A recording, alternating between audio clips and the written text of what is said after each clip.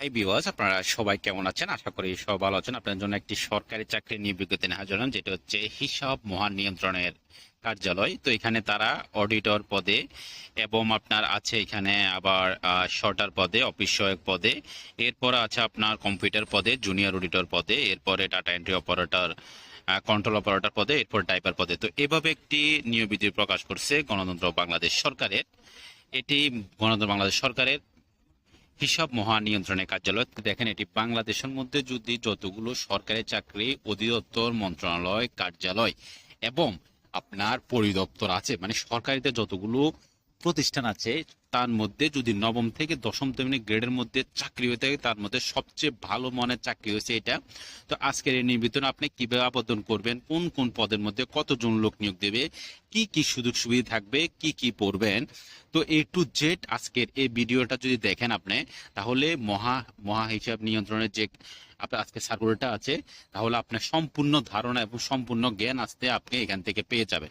তো আমি আপনাদেরকে শুরুতে বলবো, ভিডিওটা শেষ পর্যন্ত সুন্দর করে দেখবেন। আজকের ভিডিও থেকে আপনি অনেক কিছু বুঝতে পারবেন, অনেক কিছু জানতে পারবেন, যেগুলো হয়তো আপনি অতীতে জানেন নাই। তো যাই হোক, আমি শুরু থেকে শুরু করি।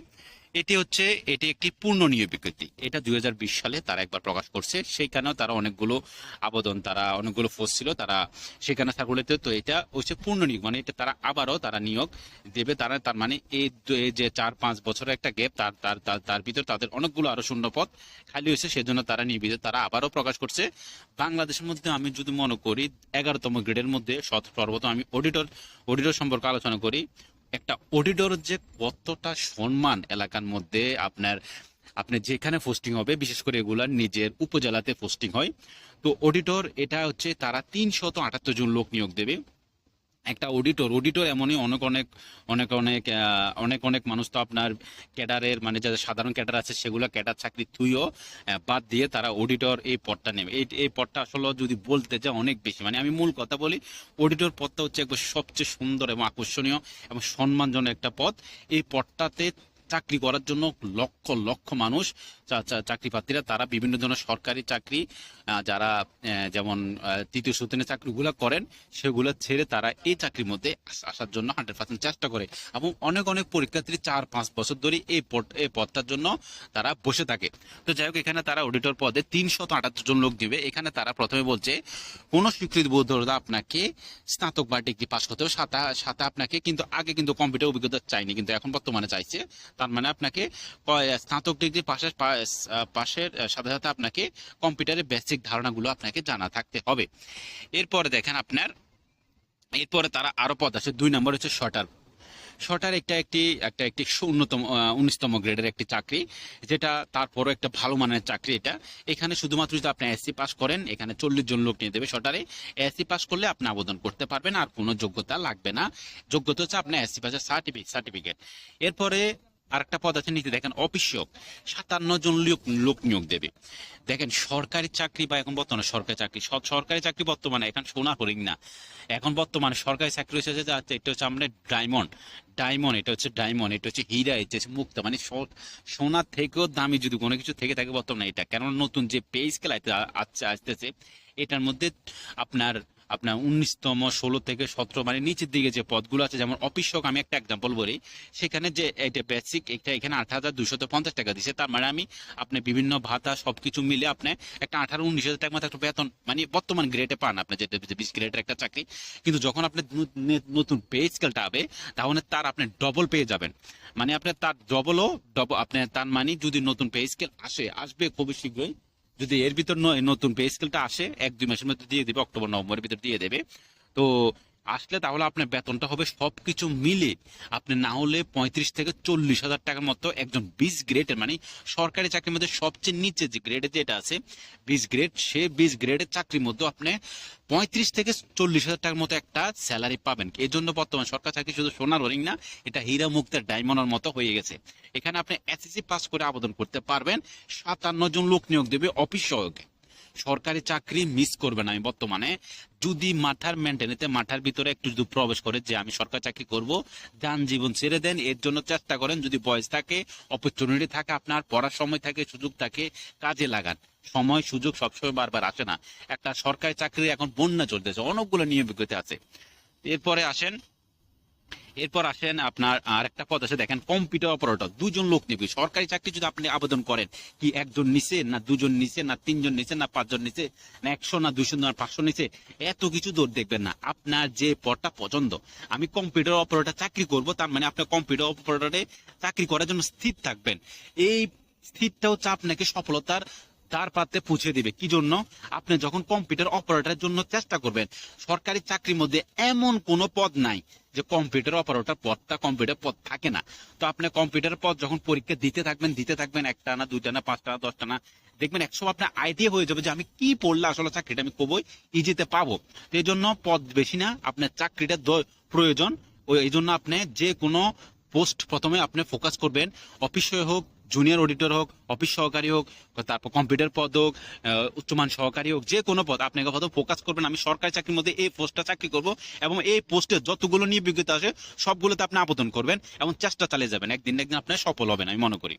তো এখানে দুইজন লোক নিয়োগ দেবো আপনাকে বিজ্ঞান বিভাগ থেকে, কম্পিউটার অপারেটর বিজ্ঞান বিভাগ থেকে স্নাতক ডিগ্রি পাস করতে হবে, সাথে কম্পিউটারের বেসিক ধারণাগুলো জানা থাকতে হবে, যেমন প্রতি মিনিটে বাংলা 25, ইংরেজি 25, ইংরেজি 30, এগুলো টাইপিং অভিজ্ঞতা থাকতে হবে। এরপরে দেখেন আরো একটা ভালো একটা পদ, জুনিয়র অডিটর। এই পদটা প্রায় 16তম গ্রেডের মধ্যে যতগুলো সরকারি চাকরি আছে তার মধ্যে সবচেয়ে ভালো যদি একটা চাকরি থাকে সেটা হচ্ছে জুনিয়র অডিটর। জুনিয়র অডিটর এই চাকরিটা হবে আপনার নিজের উপজেলাতে বা আপনার নিকটতম জেলার উপজেলা যে কোনো আপনার আশেপাশে চাকরিটা পড়বে। তো এটা দেখেন এই পদটা হচ্ছে মানে অডিটরের পরে যেটাকে জুনিয়র অডিটর বলে, মানে আপনার কাম হবে উপজেলাতে এবং আপনার কাজ হবে যে বিভিন্ন সরকারি চাকরি যে সকল বেতন স্কেল, বেতন ভাতা টাতা আছে এগুলো আপনার দেখাশোনা করা, এগুলা কে পাচ্ছে এবং কে কিভাবে পাচ্ছে, এগুলো সবকিছু মিলিয়ে মূল কথা হচ্ছে জুনিয়র অডিটরের কাজ। এগুলো আপনি কাজ কাম করবেন, কাজ কাম করার পরে আপনি অডিটরকে বুঝিয়ে দিবেন, অডিটর সহ আপনার সহ দুজন সেটা সহকারীতে করবেন। তো এটা সবচেয়ে, আমি আবারও বলি, যদি যতগুলো বাংলাদেশের মধ্যে 16তম গ্রেডের চাকরি আছে সবচেয়ে ভালো মানের চাকরি হচ্ছে জুনিয়র অডিটর। এটা আপনার সামাজিক একটা মর্যাদা বাড়বে, ভালো ভালো মানুষের সাথে আপনার সবসময় উঠা বসা থাকবে। আপনার যে সরকারি চাকরি বড় বড় ডিসিএস, মানে আপনি সরকারি চাকরি যতগুলো প্রতিষ্ঠান আপনার আশেপাশে আপনার জেলা ভিত্তিক আপনার যেটা দায়িত্ব দেবে, ওই দায়িত্বের আশেপাশে যতগুলো সরকারি প্রতিষ্ঠান আছে, সেটা থানা বলেন, সেটা স্কুল বলেন, সেটা মন্ত্রণালয় বলেন, সেটা যে কোনো জায়গার সবার হিসাব কিতাবের যে একটা বেতনের স্কেলের একটা বেতনের একটা ব্যবসা ভাতা, সেগুলো সবগুলো হিসাব কিতাব আপনার উপর থাকবে। আপনি যখন সাবমিট করবেন তাদের বেতন চলে আসবে। তো এটা হলো একটা জুনিয়র অডিটরের কাজ। এগুলো কিন্তু ভালো মানের চাকরি, এগুলোতে আরো ইন্টারনাল ব্যবসা আছে, সেগুলো বললাম না, সেগুলো আসলে বলা যাবে না। তো এরপর দেখেন হচ্ছে 3 নম্বর হচ্ছে ডাটা এন্ট্রি কন্ট্রোল অপারেটর। তো এটা হচ্ছে 4জন, এটা কম্পিউটারের পোস্টে পড়ে। এখানে আপনি উচ্চ মাধ্যমিক, দেখেন উচ্চ মাধ্যমিক মানে এইচএসসি পাস করে আপনি সরকারি চাকরি করার সুযোগ পাচ্ছেন। এটা ডাটা এন্ট্রি মানে মূল কম্পিউটার কাজে আপনি সুযোগ পাচ্ছেন, যেখানে প্রতি মিনিটে বাংলা 20, ইংরেজি 20 টাইপিং করার অভিজ্ঞতা থাকবে। কম্পিউটার বর্তমানে চলতে হলে আপনাকে কম্পিউটার পদ, আপনাকে কম্পিউটারের জানা থাকতে হবে। কম্পিউটার ছাড়া এখন বর্তমানে অচল। আমি মনে করি যদি আপনার সরকারি চাকরি আপনি প্রার্থী হয়ে থাকেন, সরকারি চাকরি চিন্তা ভাবনা মাথা করে থাকেন, একটা সরকারি বা বেসরকারি একটা প্রতিষ্ঠান থেকে আপনার 3 মাসে একটা কোর্স করেন। কোর্স করার পর আপনার কম্পিউটারের বেসিক ধারণা যেগুলো, মানে আমার টাইপিং, এমএস ওয়ার্ড, এক্সেল, এগুলো সম্পর্কে, ফ্যাক্স ট্রান্সফার, মেল ট্রান্সফার, এগুলো সম্পর্কে আপনার অভিজ্ঞতা হয়ে যাবে। এরপরে দেখেন আপনার যেটা হচ্ছে আপনার ড্রাইভার ড্রাইভার লোক নিয়ে যে 2জন, যারা ড্রাইভার পদে আমার ভিডিওটা দেখতে আছেন, অনেকজনের দেখা আমি মনে করি আমাকে মাঝে মধ্যে মেসেজ করে। ড্রাইভার এই দিক সেদিক গাড়ি না চালিয়ে আপনার একটা সরকারি বিআরটি স্বীকৃত লাইসেন্স আছে, মানে হেভি ভারী যে কোনো একটা লাইসেন্স হলে হবে। সাথে আপনাকে জুনিয়র স্কুল সার্টিফিকেট থাকতে হবে, মানে জেএসসি, মানে 8ম শ্রেণী পাস করছেন এরকম একটা সার্টিফিকেট থাকতে হবে, তাহলে আপনি আবেদন করতে পারবেন। এদিক সেদিক গাড়ি না চালিয়ে এরকম ভালো ভালো কার্যালয়, মন্ত্রণালয় চাকরির জন্য আবেদন করেন। এটা আপনার ভবিষ্যৎ সুন্দর থাকবে, সমাজে একটা আপনার আত্মমর্যাদা, একটা সম্মানীয় একটা জায়গা তৈরি হবে। আমি মনে করি যে এগুলা বর্তমানে সরকারি চাকরি কিন্তু অনেক অনেক বেশি আপনার গুরুত্বপূর্ণ একটি চাকরি। এটা কেন না, কারণ বর্তমানে একটা আপনারা অবশ্য দেখছেন একটা অফিস, একটা সমাজকর্মী ইউনিয়ন একটা নিয়মিত প্রকাশ করছে সমাজ সেবা অধিদপ্তরে, যেখানে আপনার 312 জন না 13 জন, আমি সাইট ঠিক জানি না, 312-13 জনের একটা নিয়োগ বিজ্ঞপ্তির মধ্যে আপনার 12 লাখ আবেদন পড়ছে। তার মানে একটা পদের জন্য না হলে তার 4,000 কাছাকাছি লোক আবেদন এখানে প্রতিযোগিতা করতে হবে। মানে আপনার বর্তমানে সরকারি চাকরি কিন্তু এত ইজি না, আমি আপনার, কেননা আপনাকে পড়ালেখা একটা কনসিস্টেন্সি থাকতে হবে, আপনার ধারাবাহিকতা পড়তে হবে যে আমি সামনে মাসে চাকরি হবে না। আপনাকে একটা কনসিস্টেন্সির মাধ্যমে, ধারাবাহিকতার মাধ্যমে পড়ে যেতে হবে, পরীক্ষা দিয়ে যেতে হবে, পড়ে যেতে হবে, পরীক্ষা দিয়ে যেতে হবে। আপনার যদি লক্ষ্য স্থির থাকে, লক্ষ্য ঠিক থাকে, এবং নিজের যে যে ধর্ম না কেন সবাই ওই ওই ধর্মের মানুষ, ওই তার আপনার সৃষ্টিকর্তাকে সম্মান করে সবসময় স্মরণ করবেন, স্মরণ করে এবং আপনি পড়ালেখা করবেন, তাহলে আপনার চাকরি ইজিতে হবে। একটু ধৈর্য, চেষ্টা এবং পরিশ্রমের মাধ্যমে আপনি সরকারি চাকরি পেতে পারেন। এবার আসেন আপনারা আবেদনটা কিভাবে করবেন। আবেদনটা শুরু হবে একবার এই যেটা আমি সার্কুলারগুলোতে, এই সার্কুলার মধ্যে একটু বেশি কথা বলছি, কিন্তু আমি সার্কুলারতে এত কথা বলি না, আমি সবে এগুলো যেগুলো কথা বলছি এগুলো কিন্তু আপনাদের জন্য অনেক বেশি গুরুত্বপূর্ণ। তো এখানে দেখেন আবেদন করতে হলে এখানে উপর আমার স্ক্রিন উপর একটা লিঙ্ক দেখতে পাইতেছেন, https://cga.teletalk.com.bd, এটি তাদের সরকারি চাকরি ওয়েবসাইট লিঙ্ক।